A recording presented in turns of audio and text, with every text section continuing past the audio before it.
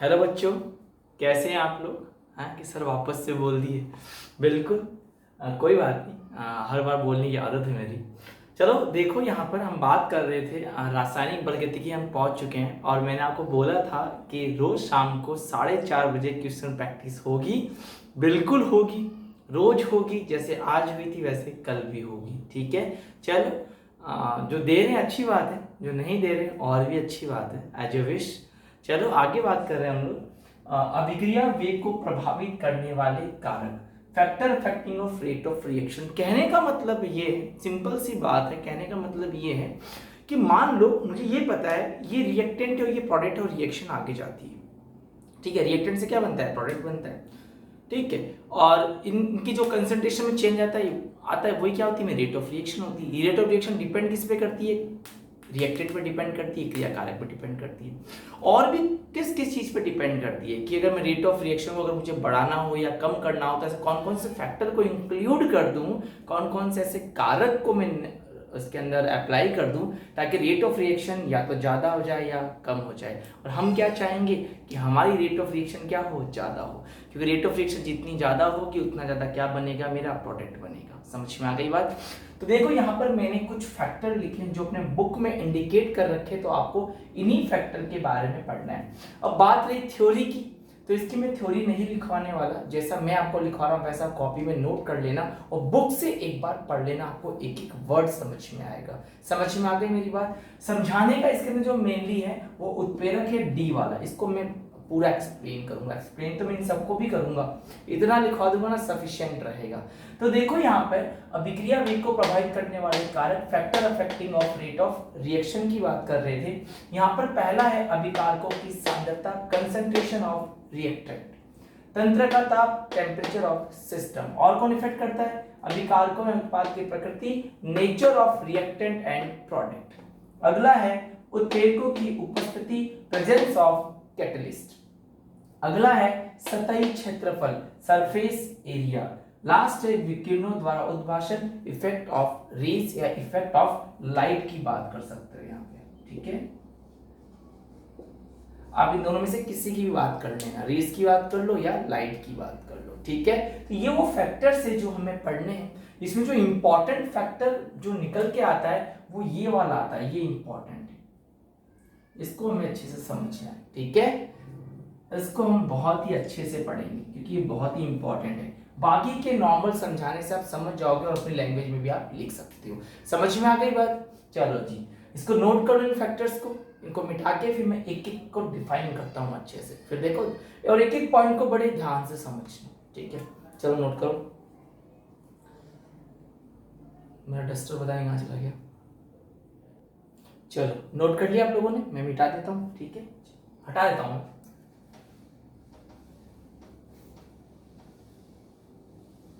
तो ये थोड़ा सा आप लोग ध्यान रख लेंगे। पहला हम लोग पढ़ते हैं, फर्स्ट है अभिकारकों की सांद्रता।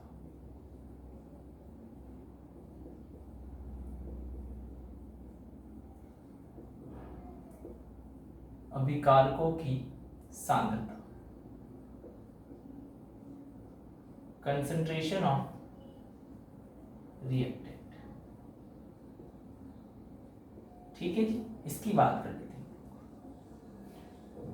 तो देखो ध्यान से समझ लेना, है ना, क्या बात क्या हो रही है। एक बात आप सभी लोग जानते हो, जो रेट ऑफ रिएक्शन है वो किस पे डिपेंड करती है। तो हम लोग एक बात जानते हैं, जो मेरी रेट ऑफ रिएक्शन है, जो रेट ऑफ रिएक्शन है, अभिक्रिया का जो वेग है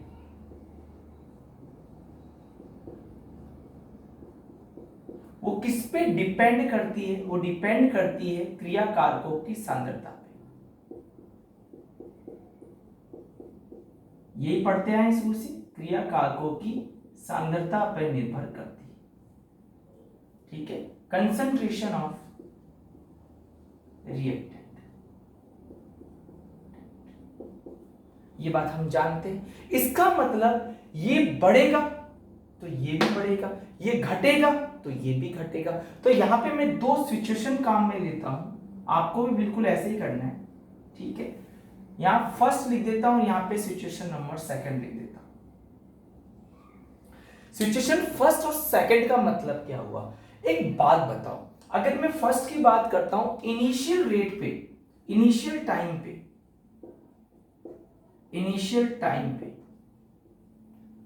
प्रारंभिक समय पे, बताओ प्रारंभिक टाइम होगा, मतलब इनिशियल मतलब रिएक्शन स्टार्ट नहीं किया, मतलब टाइम कितना है अभी? 0 है। अब तुम एक चीज सोच के बता दो मुझे यार, जब टाइम 0 होगा, तुम बोल दिया, आप बोलना था, सॉरी हाँ, तुम सोच के बता दो, आप लोग सोच के बता दो, अगर टाइम 0 हो गया तो तुम्हारे पास रहेगा कौन? मैं तो बात करता हूँ हमेशा रिएक्टेंट से, किसकी बात करता हूँ? प्रोडक्ट की। तो टाइम 0 पे तुम्हारे पास ज्यादा कौन सा रहेगा? रिएक्टेंट रहेगा, क्रियाकारक। हिंदी मीडियम इंग्लिश में सुन लो, मैं साथ में बोलूंगा, रिएक्टेंट मतलब क्रियाकारक, प्रोडक्ट मतलब उत्पाद, ठीक है। तो इसका मतलब तुम्हारे पास है क्या? रिएक्टेंट ज्यादा है। बताओ अगर रिएक्टेंट ज्यादा है तो बताओ रिएक्टेंट किस में कन्वर्ट होना स्टार्ट हो जाएगा? प्रोडक्ट में। समझ में आ गई बात? तो शुरुआत में रिएक्टेंट क्या है? ज्यादा। तो कहने का मतलब ये है, यदि क्रियाकारकों की सांद्रता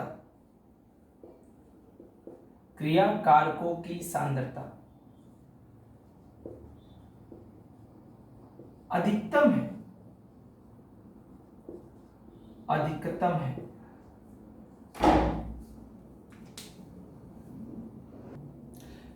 गेट पे फिर से कोई आ गया तो बताओ क्रियाकारकों की सांद्रता क्या होगी? अधिकतम होगी, मैक्सिमम होगी।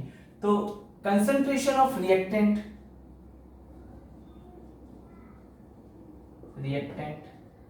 क्या होगी? मैक्सिमम। मुझे एक बात बताओ, अगर ये शुरुआत में ज्यादा है, कौन ज्यादा है? रिएक्टेंट तुम्हारा ज्यादा है, तो बताओ उतना ही क्या बनेगा? तुम्हारा प्रोडक्ट बनेगा।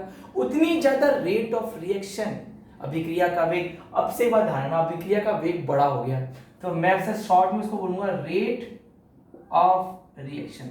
मैं आर ओ एफ बोला करूंगा, ठीक है। आर एफ समझ गए ना? आर एफ का मतलब क्या है? रेट ऑफ रिएक्शन, अभिक्रिया का वेग, ठीक है। सब समझ गए? आर ओ एफ का शॉर्ट फॉर्म, ठीक है ना, शॉर्ट फॉर्म हो गया आर एफ। इसका फुल फॉर्म क्या है? रेट ऑफ रिएक्शन, अभिक्रिया का वेग। Rate of reaction, R O R बोलना पड़ेगा ना, rate of reaction. R F कैसे बोलूंगा? रेट ऑफ रिएक्शन, अभिक्रिया का वेग, आर ओ आर चलेगा आज के बाद, ठीक है ना।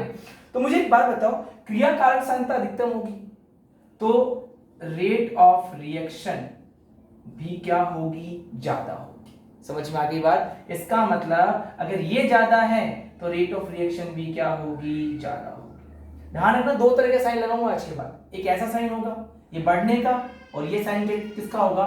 घटने का। इसका मतलब क्रियाकारकों की अगर सांद्रता बढ़ती है तो बताओ, इसको हटा के कर देता हूं, अगर इनकी कंसंट्रेशन बढ़ती है तो रेट ऑफ रिएक्शन भी क्या होती है जी? बढ़ती है। समझ में आ गई बात सभी को? ठीक है। इधर सेकंड की अगर मैं बात कर लूं तो सेकंड में क्या हो जाएगा कि क्रियाकारकों की सांद्रता समय के साथ, टाइम के साथ क्या होती चली जाएगी? कंसंट्रेशन कम, कि सांद्रता कम हो, ठीक है ना।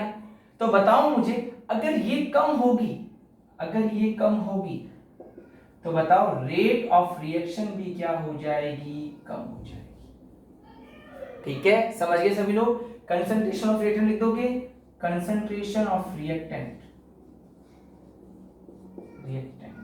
अगर डिक्रीज होगी तो बताओ रेट ऑफ रिएक्शन भी क्या?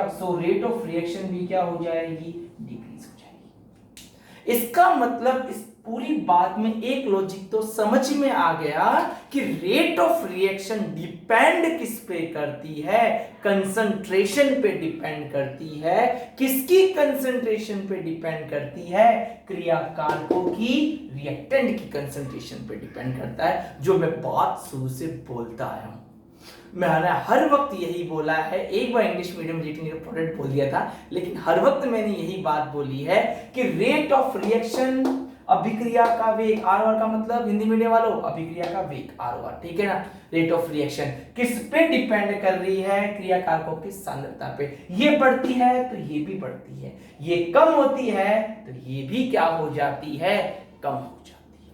समझ में आ गई यहां तक बात? तो प्लीज नोट डाउन।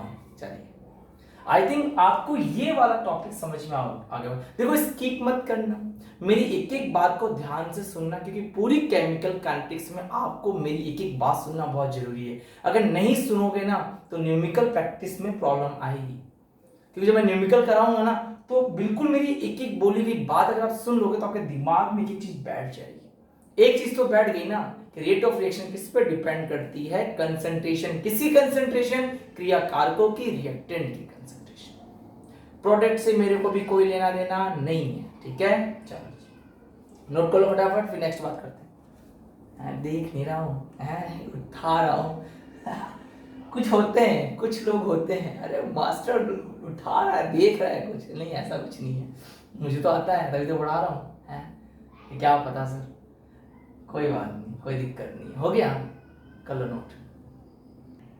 चलो हो गया यहाँ तक, कर लिया होगा, दोनों बात समझ, दोनों फैक्टर समझ में आ गई ना बात, ठीक है।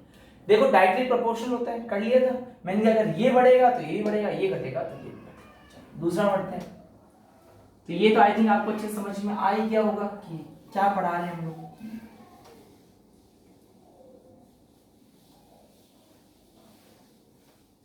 जो 2 नंबर है, 2 नंबर की बात करते हैं, शायद टेम्परेचर लिखवाया हुआ मैंने, देख लेना, नंबर कहीं इधर हो जाए तो कोई टेंशन की बात नहीं है ना। 2 लिखाया था मैंने शायद टेम्परेचर, ताप, ताप का क्या प्रभाव पड़ता है। अच्छा एक बात बताना, हम हमारे बार कर क्या है, हम कर रहे हैं रिएक्टेंट से क्या बनता है, प्रोडक्ट।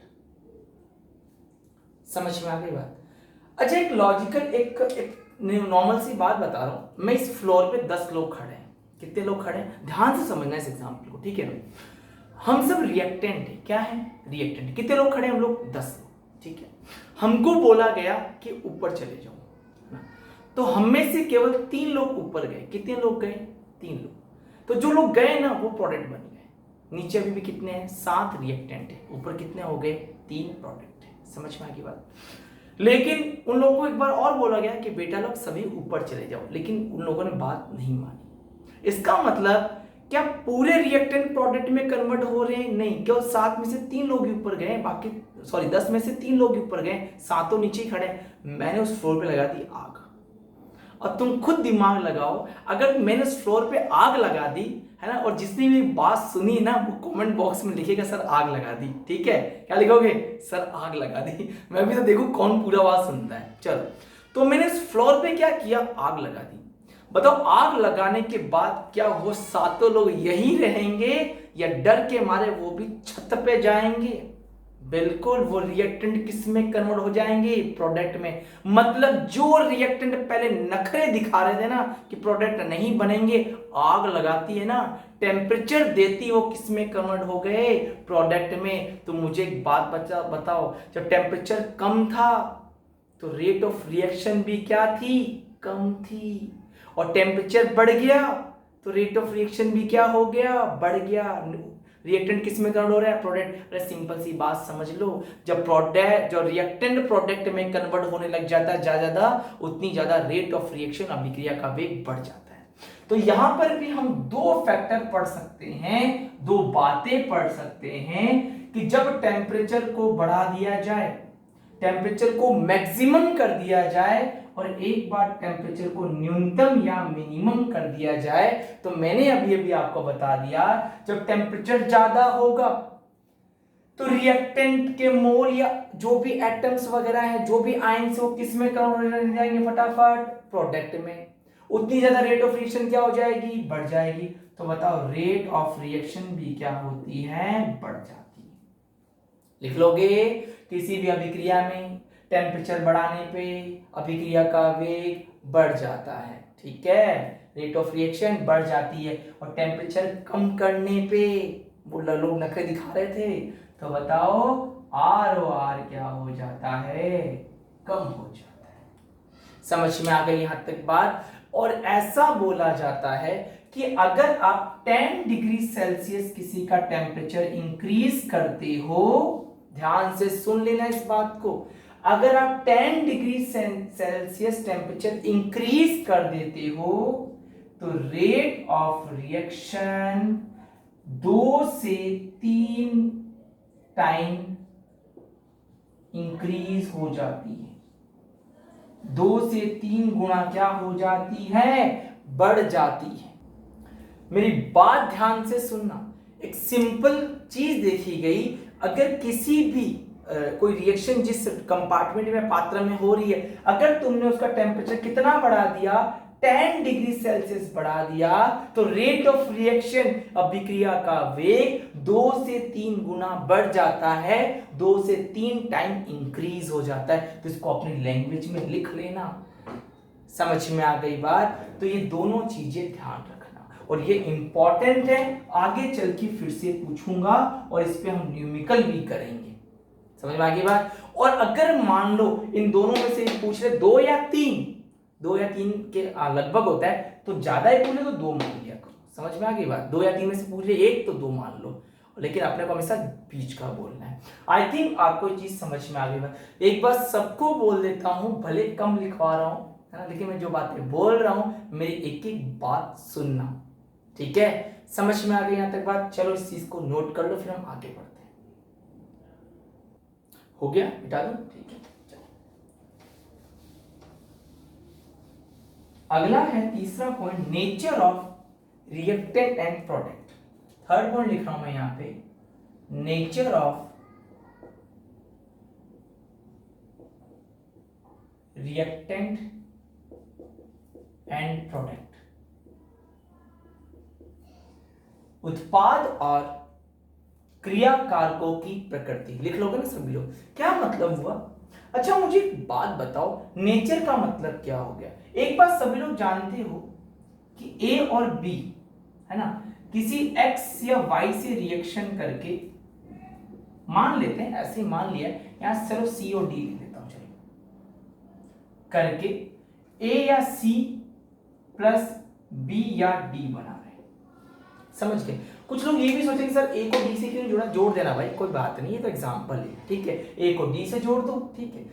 तो इसका मतलब क्या हो गया कि रिएक्टेंट पहले बॉन्ड को ब्रेक कर रहा है, इसका मतलब ओल्ड वाले, पुराने वाले बॉन्ड टूट रहे हैं। समझ में आ रही बात? मेरी बात ध्यान से सुनो। मुझे एक बात बताओ, अगर इन दोनों को आपस में रिएक्शन करवानी है तो मुझे इस बॉन्ड को क्या करना पड़ेगा? ब्रेक करना पड़ेगा। और एक बात बताओ, जब ये बॉन्ड ब्रेक हो जाएंगे तभी तो ये जुड़ेंगे, और जुड़ के ये प्रोडक्ट बना लेंगे।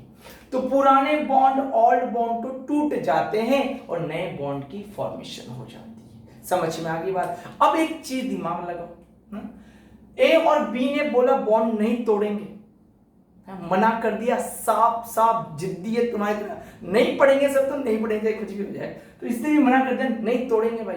एक बात बताओ, अगर टूटेगा ही नहीं तो क्या रिएक्शन होगी? जब रिएक्शन ही नहीं होगी तो काय का विक्रिया का वेग, काय की रेट ऑफ रिएक्शन, और काय की रेट ऑफ रिएक्शन तो काय का केमिकल काइनेटिक, और काय की केमिकल काइनेटिक, काय की केमिस्ट्री। क्यों फालतू दिमाग खराब कर रहे हो? समझ में आ गई मेरी बात है? सब कुछ खत्म करो ना, बॉन्ड मत तोड़ना भाई, केमिस्ट्री नहीं पढ़नी पड़ेगी, है? तो कुल मिलाकर कहने का मतलब ये कि पुराने बॉन्ड तो टूटते हैं और नए बॉन्ड की क्या हो जाती है? फॉर्मेशन हो जाती है। समझ में आ गई बात? इसलिए एक एग्जांपल है नंबर 1 कि NO की रिएक्शन जब O2 से करवाते हैं, है ना, तो ये दोनों ऑक्सीजन इसमें जोड़ दो, क्या बन जाएगा इसके अंदर? 2NO2 बन जाएगा, 2 2 4 2 नाइट्रोजन, ठीक है? और एक कार्बन मोनोऑक्साइड की रिएक्शन जब O2 से करवाते हैं, ठीक है, 2 मोल लेके, तो ये भी 2CO2 बनाता है, 2CO2 बनाता है, सॉरी, ठीक है? ये नाइट्रोजन ऑक्साइड, ठीक है, और ये कार्बन मोनोऑक्साइड, ठीक है? तो ये नाइट्रिक ऑक्साइड होता है वैसे तो। देखो जब इस NO को O2 से रिएक्शन गया तो NO2 बन गया, समझ में आ गई बात? और CO की भी O2 से रिएक्शन गया तो क्या बन गया? CO2। लेकिन इसकी रेट ऑफ रिएक्शन ज्यादा है और इसकी रेट ऑफ रिएक्शन कम। इसका मतलब कहीं ना कहीं ये बॉन्ड आसानी से तोड़ के या जोड़ के, जैसा भी है, तोड़ के इस O2 से या जोड़ के इससे जुड़ रहा है आराम से। लेकिन ये जब इस O2 से रिएक्शन कर रहा है तो बड़ी मुश्किल से कर रहा है, मना कर देगा कि मेरे बॉन्ड तो नहीं हाथ लगाने दूंगा, लगाएगा तो टेम्परेचर वगैरह कुछ लगा, कुछ कैटलिस्ट डाल तो लगाने दूंगा। तो बताओ इसकी रिएक्शन तो क्या हो रही है, फास्ट, और ये रिएक्शन क्या हो रही है, स्लो। समझ में आ गई बात। ऐसा क्यों है, क्योंकि किस पे डिपेंड कर रहा है, रिएक्टेंट की नेचर पे डिपेंड कर रहा है। ठीक है, कि सब प्रोडक्ट पे कैसे डिपेंड करेगा, बिल्कुल कर सकता है, खुद दिमाग लगा लो। भाई बॉन्ड तो टूट गया है ना, लेकिन इस सी और डी ने इस ए से और बी से जुड़ने से मना कर दिया। हाँ भाई ये तो तोड़ दिया, लेकिन दोनों इससे मना कर दिया, क्या ये बनेगा क्या नहीं बनेगा, तो प्रोडक्ट पे भी कभी ना कभी डिपेंड कर जाता है। इन दोनों रिएक्शन से मैंने आपको समझा दिया, इसको नोट कर लो। समझ में आ गई बात। तो ये रिएक्शन होती है फास्ट रेट से, और ये रिएक्शन होती है स्लो रेट से। ठीक है, आई थिंक आपको ये थोड़ा सा अच्छे से डिफाइन हो गया होगा। अगला मैं कैटलिस्ट पढ़ाता हूं, ध्यान से समझना। कैटलिस्ट हो गया, मिटा दो। ठीक है, तो नाइट्रिक ऑक्साइड किस में कन्वर्ट हो गया, नाइट्रोजन डाइऑक्साइड में। कार्बन मोनोऑक्साइड भी किस में कन्वर्ट हुआ, कार्बन डाइऑक्साइड में। लेकिन वो फास्ट होता है और ये स्लो होता है। क्यों, क्योंकि ये इनकी नेचर पे डिपेंड करता है। अगला है फोर्थ नंबर, जो बहुत ही इंपॉर्टेंट है, फोर्थ पॉइंट, कैटलिस्ट, उत्प्रेरक। उत्प्रेरक बचपन से पढ़ते आए हो कि किसी भी रिएक्शन में कैटलिस्ट क्या खुद इन्वॉल्व नहीं होता है, केवल वो रिएक्शन की दर को, अभिक्रिया की दर को, अभिक्रिया के वेग को, रेट ऑफ रिएक्शन को क्या करता है, बढ़ा देता है। तो सिंपल सी बात है, हम ये तो चीज बचपन से पढ़ते आए हैं कि उत्प्रेरक, उत्प्रेरक या catalyst, catalyst rate of reaction को क्या करता है, इंक्रीज करता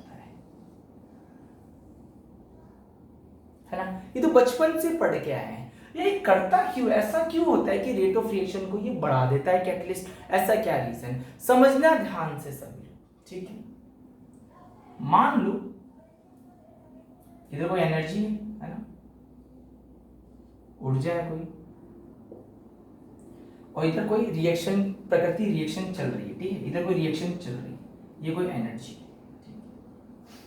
यहां मैंने किया ये,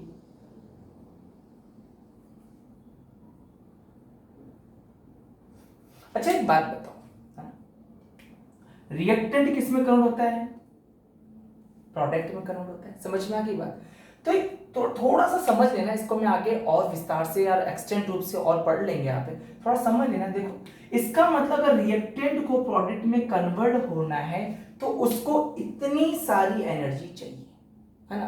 भाई देखो इस रास्ते से जाएगा और यहाँ आएगा और यहाँ से किस बनेगा, प्रोडक्ट में। लेकिन देखो रिएक्टेंट के पास खुद के पास इतनी एनर्जी है, ये इतनी एनर्जी तो उसके पास ही है, ये वाली एनर्जी तो इसके पास ही, रिएक्टेंट की खुद की एनर्जी है, तो इसका मतलब इतनी एनर्जी उसको और चाहिए, है ना। इस एनर्जी को बोलते हैं हम लोग सक्रियण ऊर्जा। एक नया वर्ड है, कोई बात नहीं, सक्रियण ऊर्जा, एक्टिवेशन एनर्जी। इसको डिटेल में आगे चल के पढ़ लेंगे, अभी तुम लोग थोड़ा सा बस समझ जाओ कि जब रिएक्टेंट को प्रोडक्ट में कन्वर्ट होना होता है तो उसको एक एक्स्ट्रा एनर्जी की, अतिरिक्त ऊर्जा की आवश्यकता होती है, जिसे हम सक्रियण ऊर्जा कहते हैं। समझ में आ गई बात। ये रिएक्टेंट और ये क्या है, प्रोडक्ट। तो आई थिंक आपको ये डायग्राम अच्छे से समझ में आ गया होगा कि देखो ये इतनी एनर्जी है ना, ये वाली देखो, ये वाली, ये तो रिएक्टेंट की खुद की एनर्जी है, इतनी तो देखो, इतनी तो है ही है ना। ये ग्राफ बता रहा है इसकी एनर्जी इतनी है, ये इतनी चाहिए, और किस में कन्वर्ट होने के लिए, प्रोडक्ट में कन्वर्ट होने के लिए। समझ में आ गई बात। उसी को मैं क्या बोलता हूं, एक्टिवेशन एनर्जी, इसको शॉर्ट में ईए भी लिखते हैं। तो सक्रिय ऊर्जा, एक्टिवेशन एनर्जी क्या होती है, रिएक्टेंट को प्रोडक्ट में कन्वर्ट होने के लिए वो एक्स्ट्रा एनर्जी, अतिरिक्त ऊर्जा क्या कहलाती है, सक्रिय ऊर्जा, एक्टिवेशन एनर्जी कहलाती है। वो मैं आपको नेक्स्ट में बता दूंगा। ठीक है, अब होता क्या है, तुम जैसे इसके अंदर कैटलिस्ट को ऐड करते हो, किसको ऐड कर किया हमने, कैटलिस्ट को। ठीक है, जैसे मैंने यहां पे कैटलिस्ट को ऐड करता हूं तो होता क्या है, समझना ध्यान से। ये कैटलिस्ट करता क्या है ना, इस एक्टिवेशन एनर्जी को कम कर देता है। मेरी बात ध्यान से समझ लेना। जैसे तुमने कैटलिस्ट डाला तो कैटलिस्ट या उत्प्रेरक क्या करता है, रिएक्शन में तो इन्वॉल्व हो नहीं रहा है, वो क्या करता है, रेट ऑफ रिएक्शन को बढ़ाता है। अब रेट ऑफ रिएक्शन को क्यों बढ़ा रहा है? अच्छा मुझे एक बात बताओ, थोड़ा ध्यान से समझना, है ना, मैं अपनी बोतल के दर्शन करा देता हूँ। चलो मेरे पास एक बोतल है और एक ये मार्कर है। आई थिंक आप लोग को ये दोनों चीज अच्छे से मेरे पास और कोई चीज नहीं है, मेरे पास यही दोनों है फिलहाल, मैं दो चीज रखता हूँ पास में, ये बोतल है और ये एक मार्कर है ना। पहले इसकी बात कर लेता हूँ। यहाँ रिएक्टेंट को प्रोडक्ट में कन्वर्ट होना है, इतना सिंपल समझ लो। चलो जानो, ये मेरा स्कूल है और ये मेरा घर है। मुझे स्कूल से घर जाना है तो मुझे इतना एरिया कवर करना पड़ेगा। समझ में आ गई बात? अब मैं इसकी बात करता हूं, है ना, वही ये क्या है, स्कूल है, ये क्या है, मेरा घर है, मुझे यहां से होके घर जाना है। बताओ घर जाने में कहां आसानी होगी, इस वाले में या इस वाले में? सर सिंपल सी बात है सर, ये तो इस वाले में होगी सर। तो बताओ मेरा स्कूल रिएक्टेंट हो गया और मेरा घर प्रोडक्ट हो गया, तो बताओ ये एनर्जी जितनी ज्यादा कम होगी उतना ज्यादा रिएक्टेंट किस में कन्वर्ट हो जाएगा, प्रोडक्ट में। तो बताओ ये उत्प्रेरक या कैटलिस्ट करता क्या है, एक्टिवेशन एनर्जी को डिक्रीज कर देता है। अरे एनर्जी इतनी आ गई तो मानो जैसे तुमने कैटलिस्ट डाला, इसने क्या कर दिया, देखो इतनी एनर्जी तो पहले ही थी, ठीक है, अब एक्टिवेशन एनर्जी पहले के मुकाबले क्या हो गई जी, कम हो गई। तो बताओ पहले मान लो यहाँ 100 रिएक्टेंट थे, वो केवल 50 में प्रोडक्ट में कन्वर्ट हो रहे थे।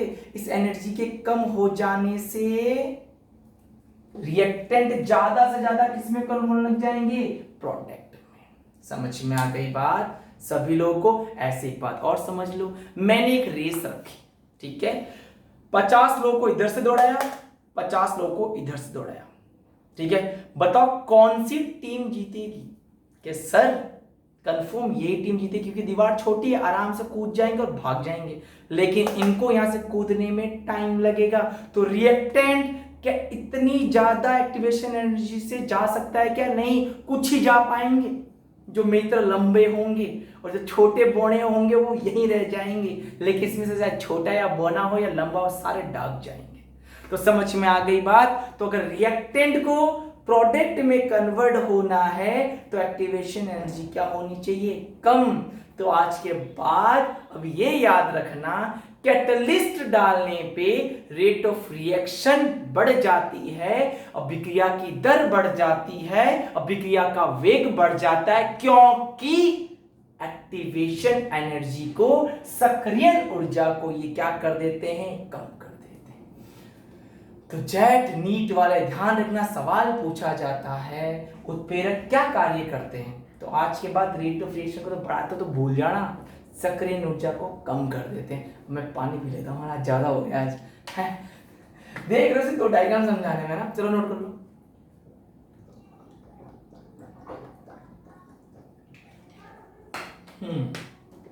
समझ में आ गई होगी। अब इन दोनों ग्राफों को जोड़ देता हूँ, समझ में आ गई बात? जो बुक में कर रखा है कि सर बुक में सर ऐसा नहीं है, सर बुक वाला बनाओ, बुक वाला बनाता हूँ। समझ में आ गई ना बात सभी को? ठीक है, और मैं तो इसी में बनाऊंगा अभी, मैं तो बार बार नहीं बनाऊंगा, इसी में बना दूंगा, ठीक है, मिटा दूं, कर लो फटाफट कर लो। एक बढ़िया सा डायग्राम बनाता हूं तुम्हारे लिए, तुम भी नोट कर लेना। चलो, तो कुल मिला के अगर देखा जाए तो कैटलिस्ट से पहले, उत्प्रेरक से डालने से पहले, ये मेरा, ये यहां से यहां क्या बताऊं मुझे, एक्टिवेशन एनर्जी ये है ना, सक्रिय ऊर्जा। ये स्थिति कब है, उत्प्रेरक से पूर्व, बिफोर कैटलिस्ट। क्या है ये, एक्टिवेशन एनर्जी, सक्रिय ऊर्जा, समझ गए ना? लेकिन जैसे तुमने इसके अंदर सक्रिय ऊर्जा डाल दी पहले के मुकाबले, बताओ यही एक्टिवेशन एनर्जी क्या हो गई, कम हो गई। ये एक्टिवेशन एनर्जी कौन सी है, ये वाली,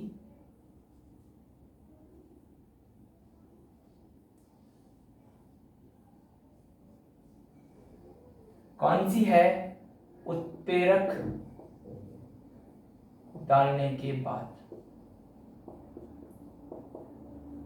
आफ्टर कैटलिस्ट।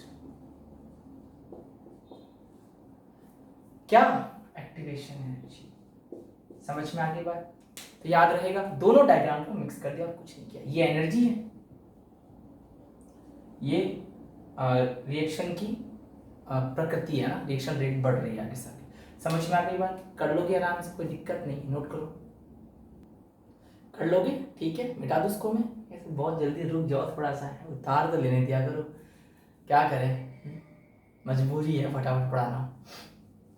और टेस्ट देने आ जाया करो शाम को, है हाँ, बहुत लोग देते हैं ना, बढ़िया है ना, तुम्हारा रिवीजन हो जाएगा, तुमको ये भूलने नहीं दूंगा तुम्हें। कैसे इतना तो ऑफलाइन में भी नहीं पढ़ते जितना ऑनलाइन में पढ़ रहे हैं।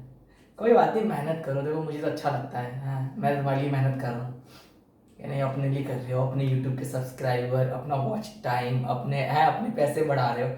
ऐसा कुछ नहीं है, कुछ नहीं मिलने वाला यूट्यूब से, यूट्यूब वाला सिर्फ मुझे लेता है, हाँ।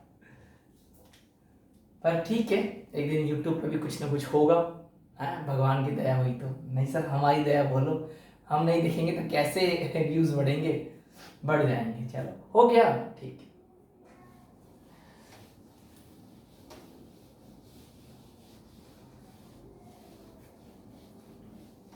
चलो अगला है फोर्थ पॉइंट, देखो सरफेस एरिया, सतही क्षेत्रफल।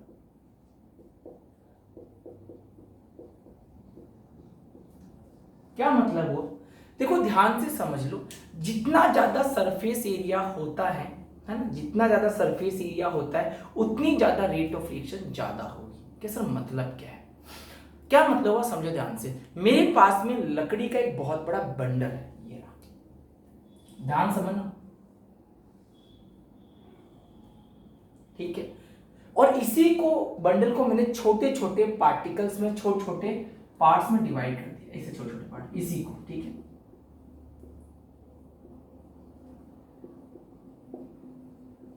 बिल्कुल इसी को डिवाइड किया, ठीक है ना। ये सवाल कई बार एग्जाम में पूछा जा चुका है ना, खासकर जेट में, नीट में कई बार आ चुका है। सवाल ये आता है कि अगर मैं इसको जलाऊं, लकड़ी के इस बंडल को, इस वुड के अगर बंडल को, ये वुड का एक बंडल है, ठीक है ना, वुड का एक बंडल,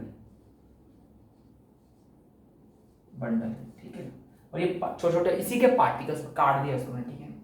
अगर मैं इसको जलाऊं तो कौन से टुकड़े जल्दी जल जाएंगे, छोटे वाले या बड़े वाले? बड़े वाला जल्दी जल जाएगा, तुम्हारे लिए तो जल जाएगा ये जल्दी, है, सोचो, दिमाग लगाओ कि बिल्कुल छोटे वाले टुकड़े पहले जल जाएंगे। क्यों जल जाएंगे? क्योंकि इनमें हर एक का खुद का सरफेस एरिया, सतही क्षेत्रफल हर एक का खुद का क्या है, ज्यादा है। भाई यहां से क्षेत्रफल कितना है, इतना है, इतना ही एरिया, ये एरिया, लेकिन यहाँ पे हर एक का खुद का क्या है, सरफेस एरिया है, देखो। तो यहां पर जल्दी से जल्दी क्या हो जाएंगे, ये जल जाएंगे, बर्न हो जाएंगे। तो रेट ऑफ रिएक्शन यहाँ क्या हो गई, ज्यादा। इसका मतलब सतही क्षेत्रफल ज्यादा होने पे रेट ऑफ रिएक्शन भी क्या होगी, ज्यादा। रिएक्शन हो ही रही है ना भाई, जल के सीधा किसमें कन्वर्ट हो रहे हैं, गैस में। तो सबसे जल्दी कौन सा जाएंगे, ये वाले, और ये लीड करेंगे। क्यों? क्योंकि इनका हर एक का सरफेस एरिया क्या है, इनके मुकाबले ज्यादा होता है। समझ में आ गई बात, सभी को समझ में आ गई बात, ठीक है। चलो नोट कर लो, इतना ही है, बाकी बुक से पढ़ लेना, मेरे लिए इतना ही है। लकड़ी वाला एग्जांपल समझ में आपको समझा दिया, सरफेस एरिया ज्यादा होता है तो रेट ऑफ रिएक्शन भी क्या होता है, ज्यादा होता है, ठीक है। चलो उतार लो, इतना ही है। अब क्या करूँ इसके अंदर, या जो चीज बोली बस इसमें छोटा और बड़े का याद रखना, छोटे का सरफेस एरिया ज्यादा होता है बड़े के मुकाबले, ठीक है, बता दो। अगला देखो, लास्ट, विकिरणों द्वारा उद्भाषण, इफेक्ट ऑफ लाइट और रेज। कर लोगे इसको, कोई दिक्कत नहीं है ना। अगला है इफेक्ट ऑफ लाइट या रेज के, है ना, विकिरणों द्वारा उद्भाषण। क्या कहने का मतलब हुआ कि मान लो एक रिएक्शन हो रही है ये वाली, H2 + Cl2 से 2HCl बन रहा है, ठीक है। ये Hν का मतलब है ये लाइट की प्रेजेंस में हो रहा है, लाइट की प्रेजेंस में, है ना, प्रकाश की उपस्थिति हो रहा है। और अगर इसके ऊपर कुछ नहीं लिखा हुआ है, इससे भी बनेगा 2HCl, लेकिन ये अंधेरे में हो रहा है, डार्क में हो रहा है, ठीक है। तो ये रिएक्शन क्या होती है, बहुत फास्ट होती है। क्या होती है रिएक्शन? फास्ट। ये क्या होती है? स्लो। इसका मतलब इसका रेट ऑफ रिएक्शन क्या है? ज्यादा। इसका रेट ऑफ रिएक्शन क्या है? कम। अब ऐसा क्यों हो गया? सिंपल सी बात है, कहीं ना कहीं अगर मैं इसकी बात कर लूं, इसको समझाता हूं मैं, ठीक है। ये H और H रहा होगा, ये Cl और Cl रहा होगा, और लाइट की प्रेजेंस में ये बॉन्ड टूटा होगा और ये बॉन्ड टूटा होगा, आपस में क्या बना लिए होंगे? 2HCl। इसका मतलब लाइट की प्रेजेंस में जो अल्ट्रा वायलेट, क्या बोला? पराबैंगनी,